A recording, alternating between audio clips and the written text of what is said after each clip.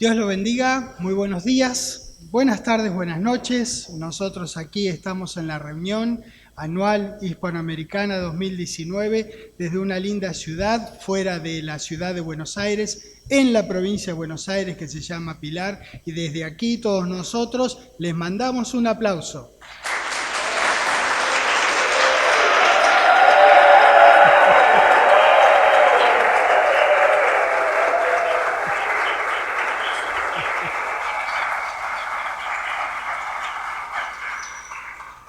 Un grupo bastante ruidoso este. Vamos a ver qué hacemos este fin de semana. Tenemos que hacer algo. Bueno, estamos muy bendecidos aquí en este hermoso lugar, en esta hermosa ocasión. Así que vamos a ir al plato fuerte de nuestras vidas, no solamente de la reunión anual hispanoamericana, que es la palabra de Dios. Si son tan amables, pasan conmigo a Hechos capítulo 2. Y a lo largo de toda la enseñanza les ruego que dejen una marca porque necesitaremos regresar al versículo 42. Hechos 2, 42. Seguimos con esta clase que es el ejemplo del primer siglo. Esta enseñanza de hoy se llama Perseveraban. Y vamos a ver primero que perseveraban en la doctrina de los apóstoles, dice ahí, en la comunión unos con otros, en el partimiento del pan y en las oraciones. Vean, no es simplemente lógico que lo primero en lo que perseveraban fuera la doctrina. Es recontra lógico, es hiper, súper lógico que lo primero que uno debe preservar en su vida es en la doctrina, que son las enseñanzas de la palabra de Dios. Porque la palabra de Dios es esencial, principal, es inicial, es medular, es primordial en la vida de todos nosotros y también lo es en las vidas de nuestras iglesias en las casas. Sin la doctrina es imposible tener comunión, compartir comida en los términos y en el contexto de la voluntad de Dios u orar, porque no sabríamos nada de la oración, ni de cómo orar, ni por qué orar. Tampoco tendríamos un punto focal común entre nosotros como para tener comunión, y nuestras reuniones y comidas serían hermosas reuniones de amigos sin la edificación que trae el amor a Dios y el respeto profundo por su palabra. Así que en la perseverancia en la doctrina es donde reposa y comienza todo en la vida del individuo, del Hijo de Dios y de la iglesia en la casa. La doctrina que los apóstoles tenían en ese momento, porque ahí habla de la doctrina de los apóstoles, la doctrina que tenían en ese momento era la doctrina que traían del Antiguo Testamento, que arrastraban del Antiguo Testamento, más todo lo que les enseñó el Señor Jesucristo, que confirmaban, añadían y superaban en gracia, misericordia y alcance a las de aquel antiguo pacto. Al momento de Pentecostés no solo se abrió una puerta muy amplia al corazón de Dios, sino que también a nuevos e inconmensurables recursos a través del sacrificio de nuestro Señor.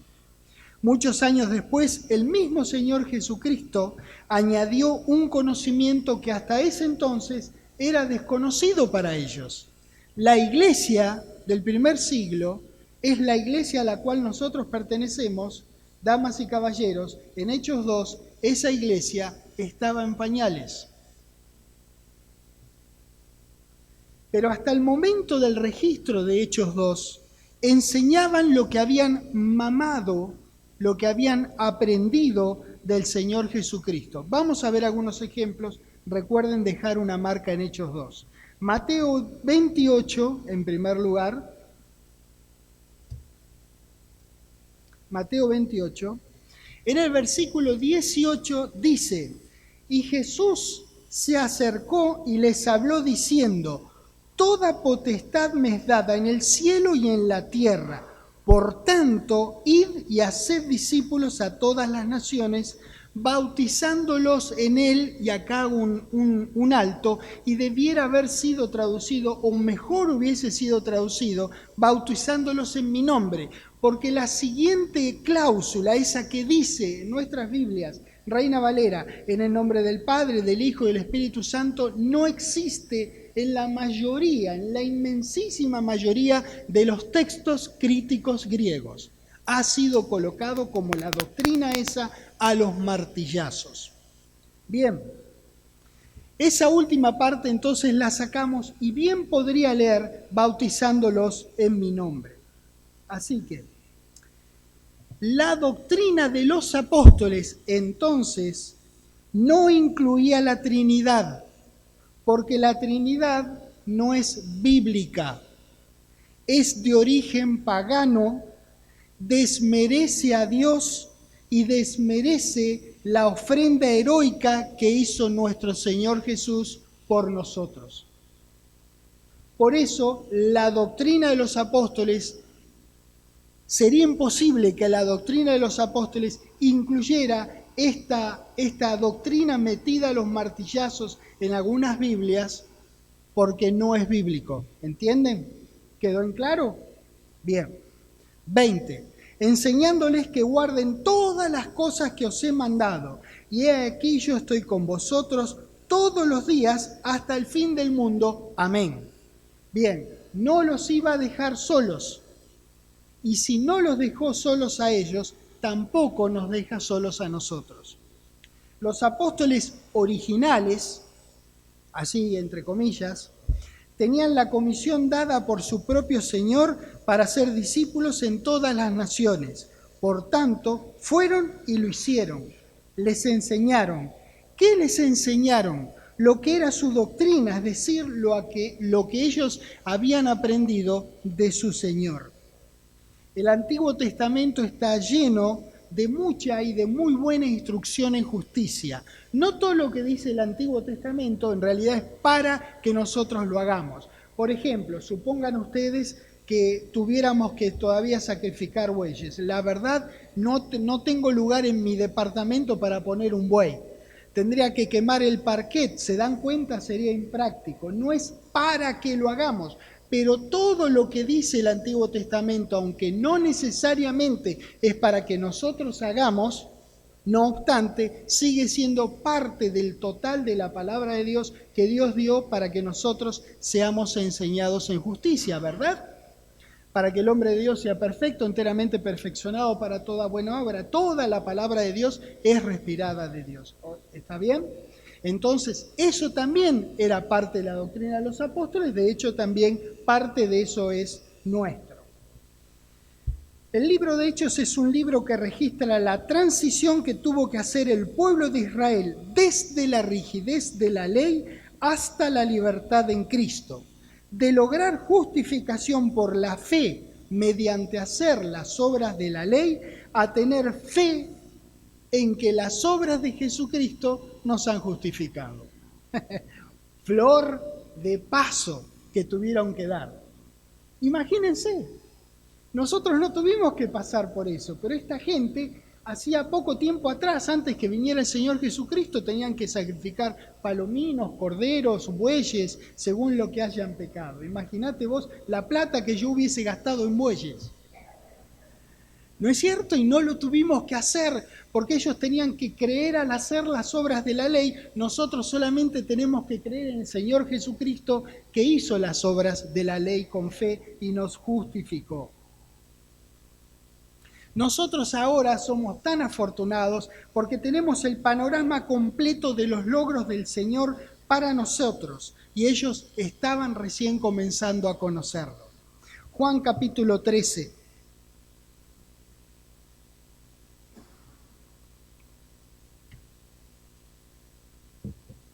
En el versículo 34 dice, un mandamiento nuevo os doy. ¿Ven? El Señor Jesucristo ayornó, por así decir, el conocimiento de la ley. No la ayornó a la ley ya estaba por concluir con él, pero lo ayornó el conocimiento. Entonces les dio un un mandamiento nuevo. A ver cuál será. Debe ser bastante difícil porque imagínate los mandamientos de la ley, tantos están ahí en hebreo, están todos atrás. Mirá el mandamiento nuevo que les dio, que os améis unos a otros. Bueno, está bien, fenómeno, Jesucristo, perfecto, te entendimos, pero ¿cuánto nos tenemos que amar? ¿Hasta dónde nos tenemos que amar? Seguí leyendo. Dice, como yo os he amado, que también os améis unos a otros. Esto era nuevo. Nadie había amado al punto de dar su vida por nadie. Muchos buenos hombres, grandes hombres de Dios, a lo largo de toda la humanidad en el Antiguo Testamento que están registrados, hombres con coraje, con valor, con verdadero amor por Dios y por su palabra, proclamaron la palabra de Dios en medio de tremendas adversidades, pero ninguno había dado su vida por los demás, como lo hizo el Señor Jesucristo. Entonces traía un estándar nuevo, porque nunca antes había sido visto. Lógico, porque Él no había existido antes de nacer. ¿Alguno de ustedes, por favor, levante la mano? ¿Quién entre ustedes ha existido antes de haber sido parido? Nadie levantó la mano. Nadie existió antes de haber nacido, ¿verdad? Bueno, el Señor Jesucristo tampoco. Así fue, porque Él no preexistió, Él comenzó a existir a partir del momento en que María lo dio a luz. Juan 13, ahora en el versículo 1 dice, antes de la fiesta de la Pascua, sabiendo Jesús que su hora había llegado para que pasase de este mundo al Padre, como había amado a los suyos que estaban en el mundo, los amó ¿hasta dónde? Sí, hasta el fin de ¿qué? De su propia vida. Esto era nuevo. Por eso Él tenía todo el derecho de dar un mandamiento nuevo. Él no anuló la ley, Él no la ninguneó a la ley, simplemente fue más allá. Él fue más allá, porque en verdad la ley era la sombra de lo que había que venir. Él era lo que había de venir y ya vino. Eso es nuestro Señor Jesucristo. Este versículo junto con Juan 13:34 que nosotros acabamos de leer, marca el estándar de amor que dejó nuestro Señor para sus apóstoles, pero ¿saben qué cosa? También lo dejó para nosotros.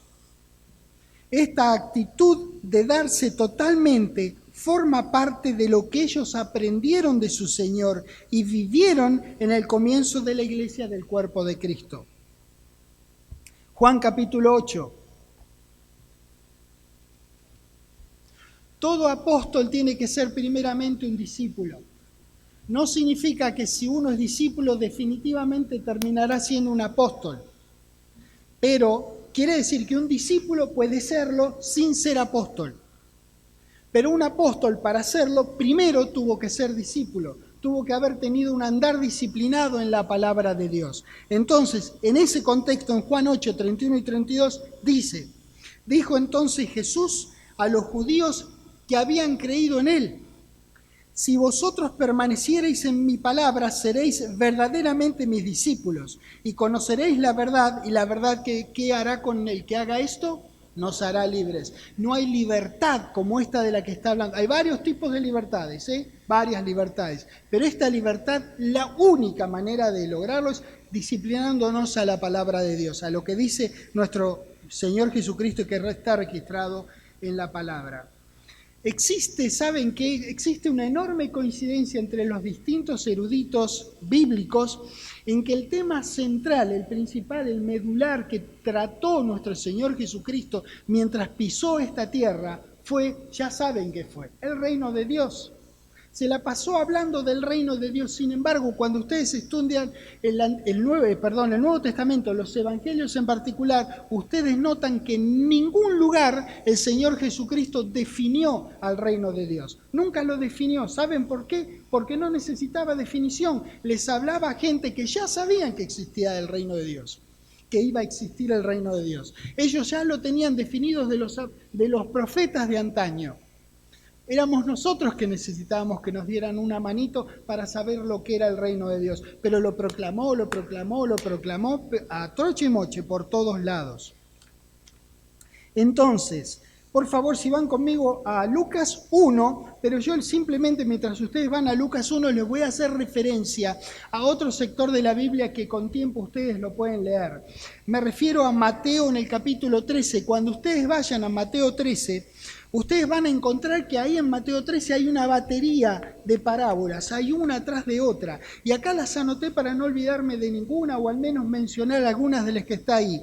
Habla del sembrador que salió a sembrar la palabra del reino, la del trigo y la cizaña, el grano de mostaza, la levadura. Explica ahí el Señor Jesucristo la parábola de la cizaña. Compara el reino con un tesoro escondido, asemeja el reino a una perla de gran precio, compara el reino con una red echada al mar. El reino de Dios, el reino de Dios, el reino de Dios. Sí, nuestro Señor tuvo como leitmotiv de su vida, como ocupación fundamental, principal de su vida primordial, presentar, proclamar el reino de Dios. ¿Qué te imaginás que tendrías que hacer vos? ¿Qué me imagino yo que tendría que proclamar si mi Señor se la pasó proclamando el reino de Dios? Caramba, eso debiéramos hacer, para lo cual debemos enterarnos qué es el reino de Dios, cuándo se va a producir. Quizás no sepas todo, pero sabé un cachito, entérate de lo que Dios quiere que vos sepas que te espera en el futuro.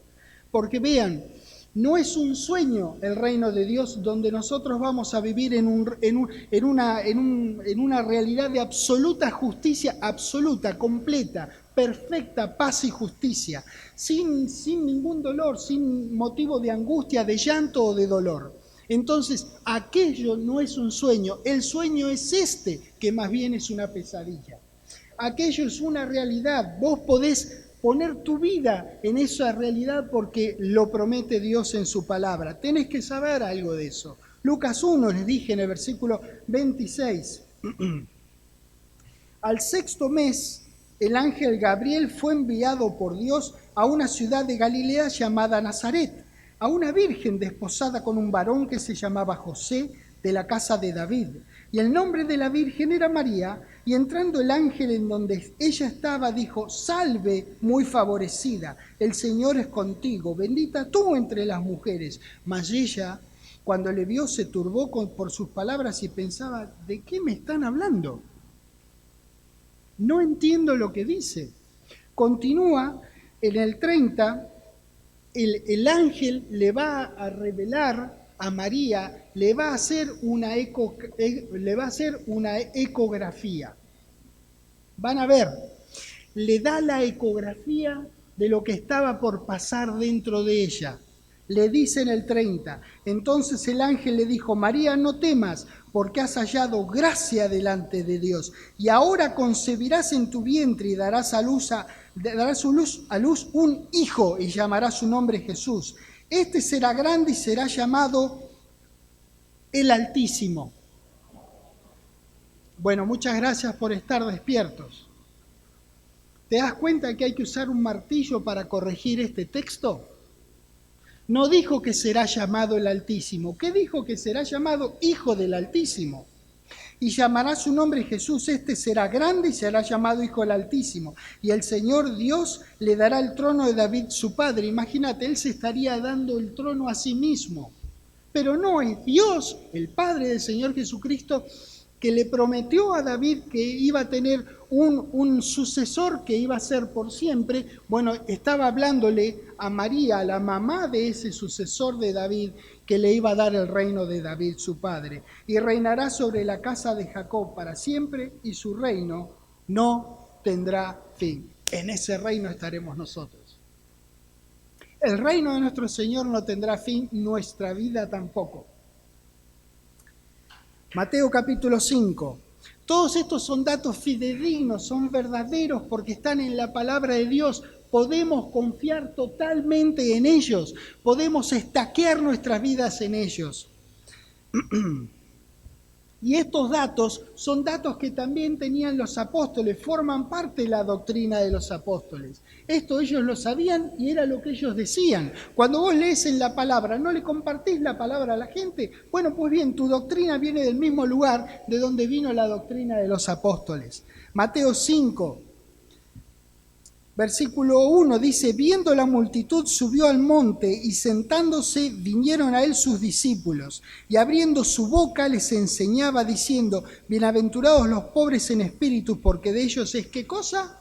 El reino de los cielos. Marcos capítulo 1, y ojo que estoy haciendo una selección, fue más difícil hacer la selección que buscarlos porque les digo que es enorme la cantidad de versículos que sustancian esta verdad, que lo que más hizo nuestro Señor Jesucristo fue proclamar el reino de Dios. Marcos 1, versículo 14 dice, después que Juan fue encarcelado, Jesús vino a Galilea predicando el evangelio del reino de Dios, diciendo el tiempo se ha cumplido y el reino de Dios se ha acercado.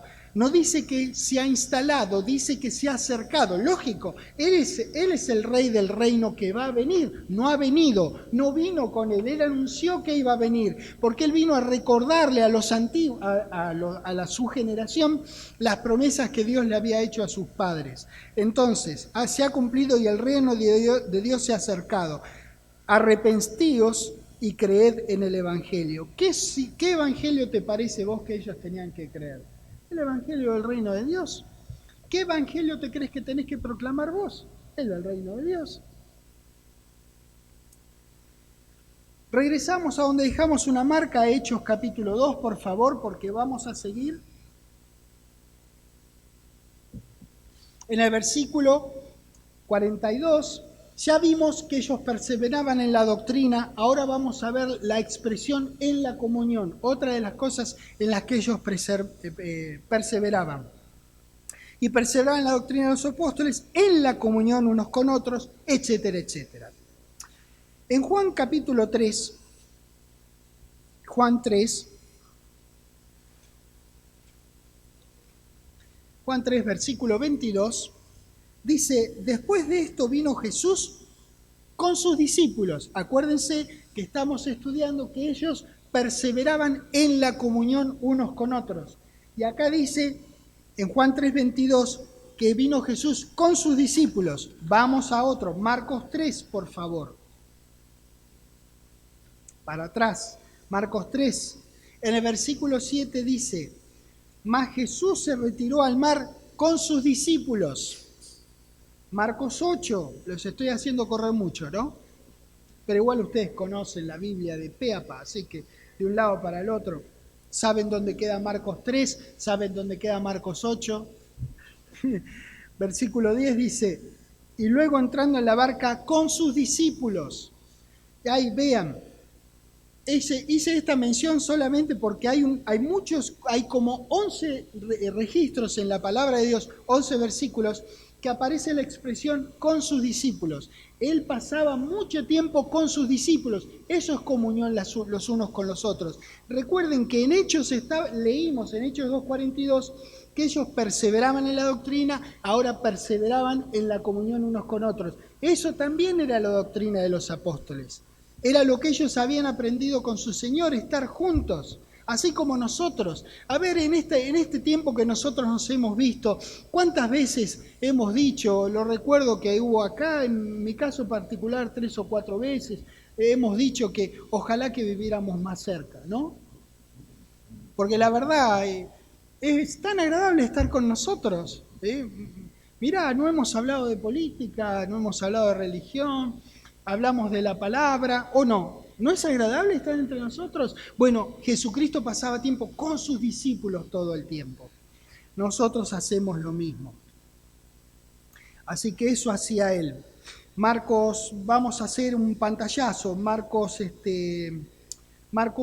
bueno, de nuevo en Marcos 7, si son tan amables de ir, yo les voy a leer Hechos 2:42 en la siguiente cláusula que vamos a estudiar. Cuando dice, bueno, ya vimos que perseveraba en la doctrina de los apóstoles, en la comunión unos con otros, y ahora vamos a estudiar en el partimiento del pan, eso que a nosotros tanto nos gusta. Y es la razón por la cual ustedes están tan quietitos, porque ustedes saben que termina esto tranquilitos, se la aguantan, ¿qué serán? Unos minutos y vamos acá enfrente a comer. ¿No es agradable también comer entre nosotros? Charlamos la palabra, nos matamos de risa, estamos todos contentos y cómo le damos al diente. Ellos también le daban al diente, pasaban mucho tiempo comiendo ellos. Pues bueno, en realidad pasaban mucho tiempo haciendo un montón de cosas, entre otras comer también, por supuesto. Marcos 7, ¿verdad? Ya están ahí. En el versículo 1, mirá lo que dice: se juntaron a Jesús los fariseos y algunos de los escribas que habían venido de Jerusalén, los cuales, viendo a algunos de los discípulos de Jesús comer pan con manos inmundas, esto es, no lavadas, los condenaban. Esto pasa el día de hoy también.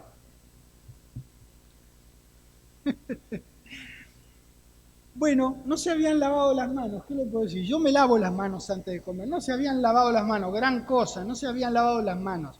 ¿A dónde voy yo? Que ellos comían, y acá la mención es que no se habían lavado las manos para comer, porque comían, ellos comían. Marcos 14, por favor, 7 capítulos más allá. 7 capítulos más cerca de Apocalipsis. Marcos 14, versículo 17 dice: y cuando llegó la noche, vino él con los 12. Y en el versículo 22 dice: y mientras comían, Jesús tomó pan y bendijo y lo partió y les dio diciendo: tomad, esto es mi cuerpo. Ustedes saben que no es canibalismo, sino que en realidad dice: esto representa mi cuerpo. Y tomando la copa y habiendo dado gracias, les dio y bebieron de ella todos, y les dijo: esto es mi sangre del nuevo pacto, que por muchos es derramada. De cierto os digo que no beberé más del fruto de la vid hasta aquel día en que lo beba nuevo en el reino de Dios. Fantástico. ¿A dónde voy? Que ellos comían juntos, ellos partían el pan juntos. No es lo único que comían pan, comían higos, comían, en fin, todo lo que comieran, no sé, lo que sacrificado a Jehová en el templo, comían pescado. No es que solamente comían pan. Nosotros muchas veces decimos, cuando vamos a trabajar, que nos vamos a ganar el pan. Sí, nos ganamos el pan, las arvejas, el pescado, el bife de chorizo, en fin, varias cosas, las pupusas, ¿no? Los tacos, o no. Vamos, pero decimos nos vamos a ganar el pan. Bueno, ellos también. Este tipo de reuniones que ellos tenían son las mismas reuniones que nosotros también tenemos al día de hoy. Nosotros también disfrutamos de estar juntos y, ¿por qué no, comer juntos? En Hechos 2:42 de nuevo, nuevamente, no hace falta que vayan, yo les recuerdo, la siguiente cláusula que viene es que ellos perseveraban en las oraciones. Bueno, esta fue quizás la más difícil, porque la de veces que aparece el Señor Jesucristo orando con los suyos, Él mismo orando, es tan grande que nos deja entender a nosotros, al más duro de nosotros, nos deja entender, nos hace ver la importancia que tiene la oración en nuestras vidas. Vos con la oración es como que tomás al Padre Celestial con la oración y lo pones en la foto de tu vida. Forma parte de tus cosas cuando vos, pero no solamente cuando le pedís a Dios, Dios, socorro, sacame del barro, sino pedirle a Dios cosas para nunca caerte en el barro. Nosotros oramos por todo, en todo momento, en todo lugar, con quien podamos. Nosotros inundamos nuestras vidas con oración. Entonces, imagínate, oración es un flor de tema. ¿Qué se podría decir entonces de Jesús y la oración? Así que vamos también a hacer un picadito, ¿está bien? Empezando en Lucas capítulo 5. En el versículo 15 dice la palabra: pero su fama se extendía más y se reunía mucha gente para oírle y para que les sanase de sus enfermedades. Más, o sea, en contraste a todo esto, él se apartaba a lugares desiertos y ¿qué es lo que hacía? ¡Wow! La gente lo seguía, él los atendía como podía, por supuesto, con todo el amor de Dios, siendo el brazo extendido del amor de Dios, pero si podía se apartaba a orar. Gran ejemplo para nosotros. Cuanto más crecía su responsabilidad, más se apartaba a orar. Lucas 22. Acá es, quizás, la verdad, sí fue la hora más negra de nuestro querido Señor Jesucristo, pero en realidad Esta fue la hora más negra de la humanidad toda, cuando la humanidad, digamos, representada por estos desgraciados que lo rodeaban a nuestro querido Señor, y no me refiero por supuesto a los discípulos, sino a los otros, a los religiosos que se lo querían comer crudo a nuestro querido Señor Jesucristo. En Lucas 22, en el versículo 41 dice: y él se apartó de ellos a distancia como de un tiro de piedra, y puesto de rodillas oró. ¿Te das cuenta? Si vos estás en un momento de tu vida que vos pensás que es una hora negra en tu vida, esto es un buen ejemplo para tomar. Nunca va a ser tan grave como la de nuestro Señor, pero aún así para vos es grave, ¿no es cierto? Entonces vos hacés lo que hizo nuestro Señor, diciendo: Padre, si, mirá la oración de nuestro Señor, mirá la oración de nuestro Señor. Le dice: Padre, si quieres, pasa de mí esta copa, pero no se haga mi voluntad, sino la tuya. Y se le apareció un ángel del cielo para fortalecerle. Y estando en ¿qué? ¡Wow! ¡Wow! ¿Qué Dios tendríamos si Él fuera Dios y hubiese estado en agonía? ¿No? Él era un hombre como nosotros, hecho y derecho, con la frente adelante, la nuca atrás, la cabeza arriba y los pies abajo. 2 rodillas, 2 piernas, 2 orejas, igual que nosotros. Él estaba en agonía y en ese momento Él le oró a Dios. Y estando en agonía oraba más intensamente y era su sudor como grandes gotas de sangre que caían hasta la tierra. ¿Te hiciste la película ya? Te doy unos segundos, te ruego, hacete la película. En ese momento estaba nuestro Señor y lo único que se le ocurrió, ¿sabes qué fue? Orar. Cuando se levantó de la oración, dice el 45, y vino a sus discípulos, los halló durmiendo a causa de la tristeza, y les dijo: ¿por qué dormís? Levantaos, ¿y qué? ¡Wow! Para que no entréis en tentación. Dios mío,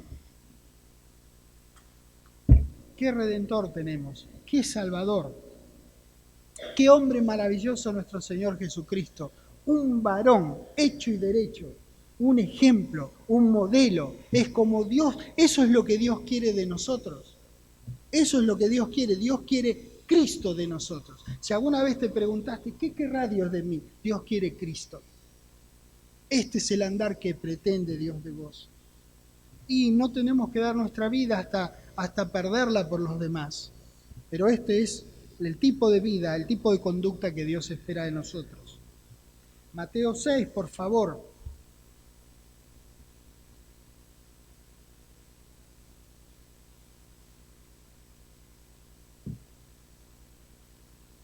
En el versículo 5, no solo enseñó la importancia de la oración nuestro Señor Jesucristo, sino que también dio características de la oración. Enseñó a orar, el corazón que había que tener al orar. Dio ejemplos de oración. Y acá mirá lo que dice en el versículo 5, dice: cuando ores, no seas como los hipócritas, porque ellos aman el orar en pie en las sinagogas y en las esquinas de las calles para ser vistos de los hombres. De cierto os digo que ya tienen su recompensa. ¿Cuál es su recompensa? Que los hombres los vean. Pero no es de Dios, es de los hombres la recompensa.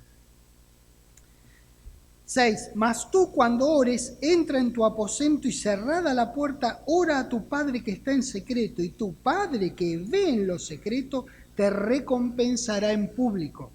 Y orando, no uses vanas repeticiones como los gentiles, que piensan que por su palabrería serán oídos. No os hagáis pues semejantes a ellos, porque vuestro Padre sabe de qué cosas tenéis necesidad antes que vosotros le pidáis. Vosotros pues oraréis así. Y sigue la que es probablemente de las más hermosas oraciones que hay en la palabra de Dios. Hay varias otras hermosas, la de Salomón cuando inauguró el templo, la de David cuando inauguró a su hijo como rey. Ay, hay tantas otras, Samuel orándole a Dios. Dios mío, hay tantos ejemplos tan lindos de oración, pero viejo, esta se lleva todos los Oscars.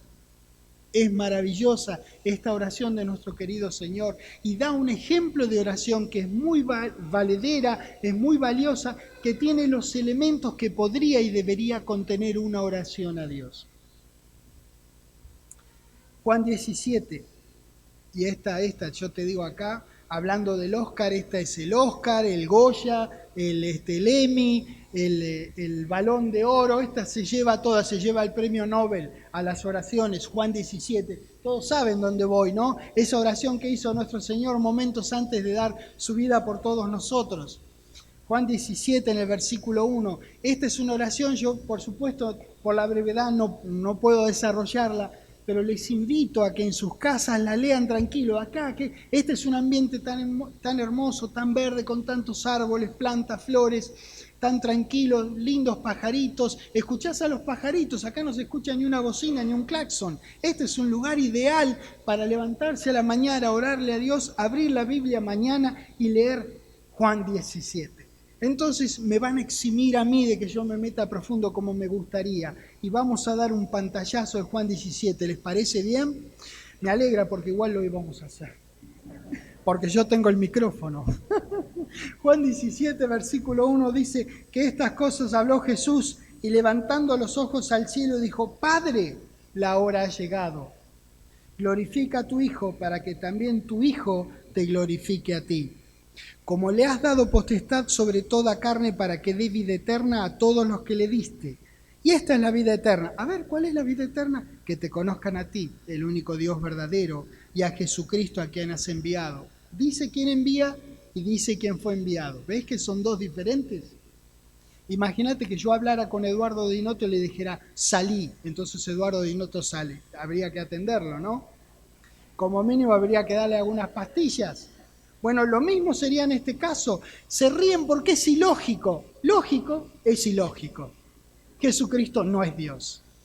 Entonces, yo te he glorificado, dice el 4, en la tierra he acabado la obra que me diste que hiciese. Ahora pues, Padre, glorifícame tú al lado tuyo con aquella gloria que tuve contigo antes que el mundo fuese. He manifestado tu nombre a los hombres que del mundo me diste. Tuyos eran y me los diste y han guardado tu palabra. Está hablando de que Él le dio a ellos la palabra que ellos después creyeron, vivieron y hablaron en hechos.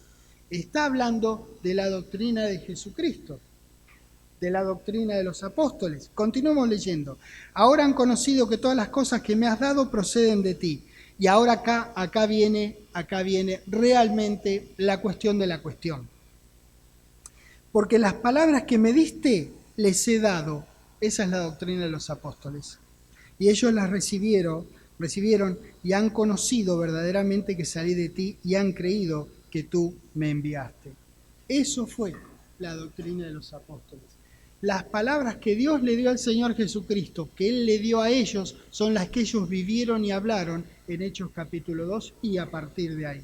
Luego fueron creciendo, porque Dios siguió añadiendo conocimiento dentro del libro de Hechos. Recuerdan quizás ustedes que en Gálatas 1 dice que el Señor Jesucristo le reveló a Pablo acerca del secreto divino.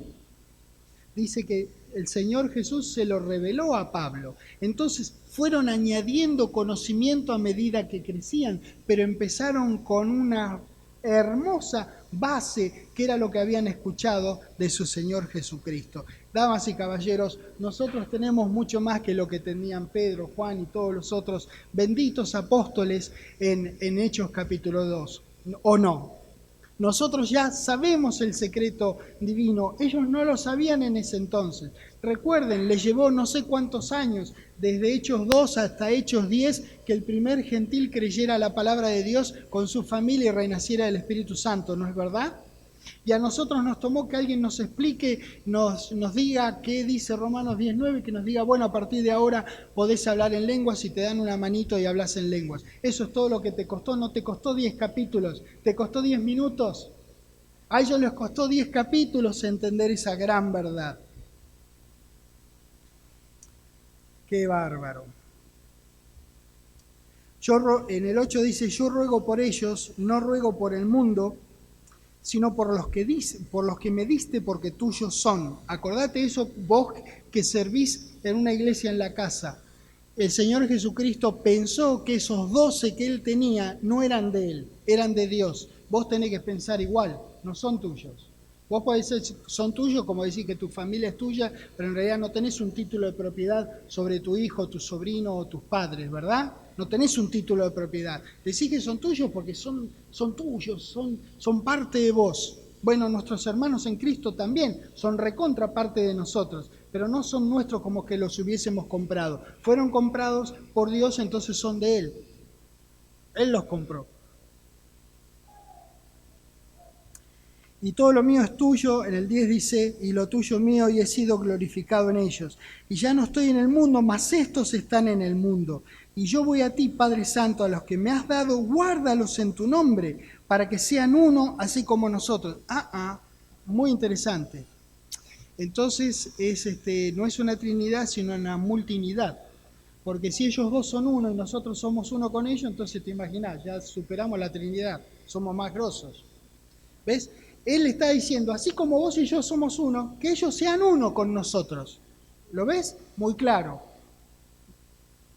Para que sea 12. Cuando estaba con ellos en el mundo, yo los guardaba en tu nombre, a los que me diste yo los guardé, y ninguno de ellos se perdió, sino el hijo de perdición, para que la escritura se cumpliese. Y acá quiero aclarar, porque expresiones similares a esta aparecen varias veces en la Biblia, cuando dice, para que la escritura se cumpliese. Entonces daría a entender que se perdió Judas, ¿verdad? Porque acá dice el que se perdió, ¿no es cierto? Bien, que se perdió Judas para que se cumpla la escritura. Quiere decir que el propósito de la traición de Judas es para que se cumpla la escritura. No, señores, no es así.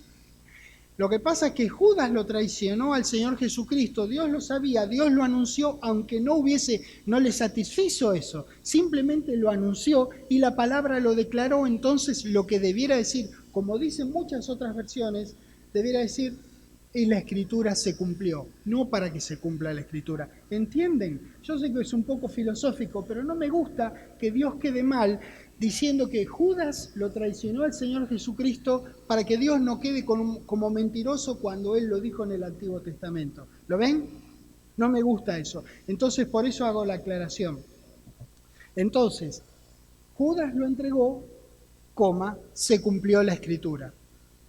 O sea que el propósito que Él lo entregue no fue que la escritura se cumpla. Él lo iba a entregar. No necesitó ninguna revelación para traicionarlo a nuestro querido Señor. Dios lo sabía, les dio libre albedrío a todos. A nuestro Señor se lo dio como se lo dio a Judas. Nuestro Señor decidió morir por nosotros. Él decidió entregar a nuestro Señor. Caramba. Versículo 13. Pero ahora voy a ti y hablo esto en el mundo para que tengan mi gozo cumplido en sí mismos. Yo les he dado tu palabra, sigue insistiendo sobre esto, que para nosotros es fundamental, porque la palabra que Él les dio fue la palabra que formó parte del acervo de nuestros hermanos en Cristo del primer siglo. No ruego que los quites del mundo, dice en el 15, sino que los guardes del mal. No son del mundo, como tampoco yo soy del mundo. Santifícalos en tu verdad, tu palabra es verdad. Como tú me enviaste al mundo, así yo los he enviado al mundo, y por ellos me santifico a mí mismo, para que también ellos sean santificados en la verdad. Y ahora lo que vamos a leer, damas y caballeros, lo voy a leer lo más literal que pueda. Créanme, léanlo ustedes, porque esto es una locura. El Señor Jesucristo oró por nosotros. Versículo 20. Mas no ruego solamente por estos, sino también por los que han de creer en mí, por la palabra de ellos, que se propagó hasta nuestros días. Oró por nosotros, murió por nosotros, vivió para nosotros. Lo mínimo que podemos hacer es vivir para Él. Hermosos, hermosos registros de la palabra de Dios.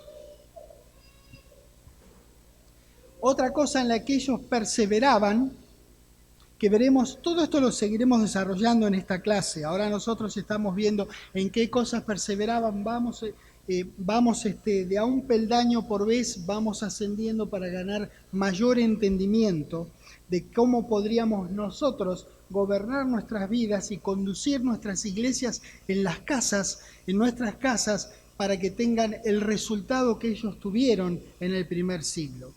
Ahora vamos a ver que ellos también perseveraban en el aspecto monetario. Así que los refiero a Hechos capítulo 2, en el versículo 44, donde dice: y todos los que habían creído estaban juntos y tenían en común todas las cosas, y vendían sus propiedades y sus bienes y los repartían a todos según la necesidad de cada uno. Como les dije, estamos ahora comenzando y luego continuaremos viendo más de esto de manera un poquitito más profunda. Pero es muy importante ahora que nosotros nos enfoquemos en que la primera de las cosas en la que los apóstoles perseveraron fue en la doctrina. Entonces, estamos viendo qué cosas ellos aprendieron de su rabí. Juan capítulo 12. Fíjense que una de las cosas que el Señor Jesucristo tenía con su grupo de trabajo era un tesoro, que guardaban un dinero para las distintas funciones ministeriales que ellos tenían. Juan 12, versículo 6. Pero dijo esto Judas Iscariote, se refiere a Judas Iscariote, perdón, no lo dice el versículo, les digo de quién está hablando, no porque se cuidara de los pobres, sino porque era ¿qué? Bueno, ¿vieron? No es un invento de nuestros políticos. Esto ya hace rato que ocurre. Así que si alguien les dice alguna vez, vos sabés cuál es la profesión más antigua, ¿no? Sí, el choreo. El robar es la profesión más antigua. Es más antigua todavía que la otra, que ustedes pensaron en primer lugar porque tienen sus cabezas en otro lado. ¿No es cierto? Entonces, él era ladrón porque era ladrón y teniendo la bolsa, sustraía de lo que se echaba en ella. Es decir, tenían la bolsa de las ofrendas, porque eso tenía el Señor Jesucristo, gente que ofrendaba, participaba en el ministerio que él tenía y había necesidades como lógicamente todos nosotros tenemos necesidades. Él se dedicaba a mover la palabra con sus apóstoles, entonces tenía una bolsa y bueno, este señor robaba de la bolsa. Juan capítulo 13 dice: porque algunos pensaban, puesto que Judas tenía la bolsa, que Jesús decía, compra lo que necesitamos para la fiesta o que diese algo a los pobres. Aquí puntualiza dos posibles usos que el Señor Jesucristo dispondría para ese dinero. Así que él contaba con una caja chica, un tesorito, o tesorón, la verdad que no sé, qué sé yo, no fui a contarle la moneda, habría que preguntarle a Judas, pero había lo que sea que tendrían ahí y la tenían de una manera ordenada. Y entonces el grupo de trabajo con el que estaba el Señor Jesucristo tenían un tesoro que estaba al cuidado de este ladrón, pero era administrado por nuestro Señor Jesucristo. Lucas capítulo 8.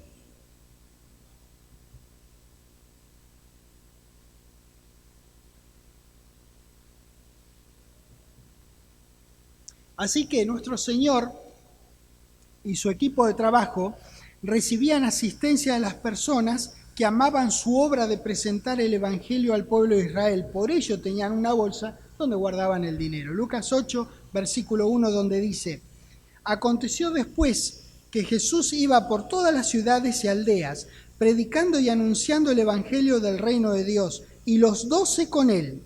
Y algunas mujeres que habían sido sanadas de espíritus malos y de enfermedades. María, que se llamaba Magdalena, de la que habían salido 7 demonios. Juana, mujer de Chuza, intendente de Herodes, y Susana, y otras muchas que le servían ¿de qué?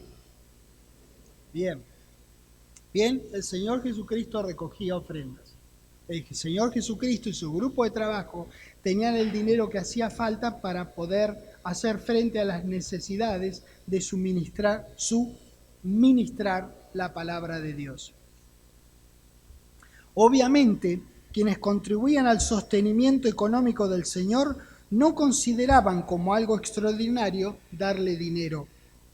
Esto es lo que mamaron de los apóstoles, que se transformó en su doctrina, en la que permanecían en los primeros momentos de la iglesia cristiana. Concluyendo, lo que hemos visto fue un resumen. Como les dije, continuaremos el fin de semana con este tema, porque hay cosas muy importantes que nosotros necesitamos saber de esta enseñanza práctica para poder tener el éxito de Dios en nuestras iglesias, en las casas. Así que esto fue lo que vivieron los apóstoles junto al Señor. Todas estas prácticas de nuestro Señor formaban la doctrina que Él enseñaba a sus apóstoles, con su hacer la palabra y con su decir la palabra. No tan solo decirla, con su hacer y con su decir la palabra. Así que en conclusión, Hechos 2, del 42 al 45, del cual hemos dado un pantallazo en la tarde de hoy, no hace más que reflejar la manera en la que ellos vivieron con Jesús. Tuvieron perseverancia en la doctrina, la cual fundamentalmente incluyó el reino de Dios. Comieron juntos, oraron juntos, pasaron mucho tiempo de gran calidad juntos y tenían dinero para las funciones ministeriales que guardaba Judas y administraba Jesús. Los apóstoles replicaron lo que vivieron con su Señor en beneficio de sus hermanos del primer siglo, que son también hermanos nuestros. Grandes ejemplos para nosotros. Así que gracias, Padre Celestial, por, como siempre te decimos, por la simpleza y grandeza y profundidad de tu palabra, a la cual nos permitís llegar con todo nuestro corazón para conocerte, para amarte más, para venerarte, para honrarte, para glorificarte con nuestra conducta, querido Dios, y ayudar a otras personas a que te conozcan y que se lleguen a vos a través de nuestro Señor Jesucristo. Gracias, gracias, mil gracias, querido Dios, por esta tremenda oportunidad de poder compartir estas cosas con gente a la que tanto amo. En el nombre del Señor Jesucristo. Amén. Dios los bendiga. Amén. Buenas tardes.